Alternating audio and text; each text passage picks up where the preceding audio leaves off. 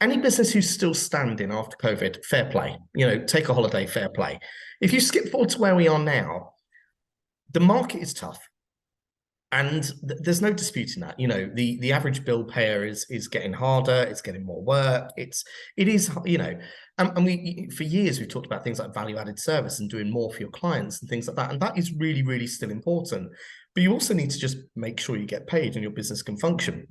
I think now, after COVID, you've got two types of businesses. You've got the ones that they're not going to spend money on marketing. It's not going to happen, and they will drift down the scale a bit. And then you've got the medium companies or the large companies that are going, okay, time to take it seriously now. The market's getting tougher again. And they're pushing forward with some new ideas, some new incentives. And there's a lot of new things to try. But I mean, it is death if you cut your lead acquisition. I mean, we're good at what we do, in my opinion, and the reviews and all that. But I look at it and go, if we genuinely cut what we do for our lead acquisition, where would we be next month? We'd be in big trouble. Yeah, it's like I call it the church syndrome. That eventually the congregation are going to die out if you don't keep them refreshed and the prospects fresh. And it's interesting that you should say, then when the market is getting tough, is the time to start advertising, because actually in many people's minds it's the other way around, isn't it? When the market's getting tough, they think, well, we've got to save some pennies here and there.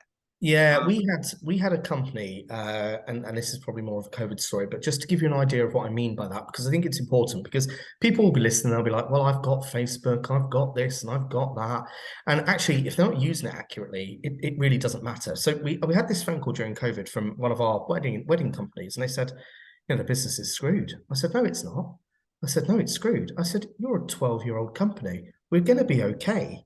And they said, well, we've got no money coming in. We've got this or that. And I turned around and said, how about if I can guarantee you sell out years for the first 2 years you're back in business?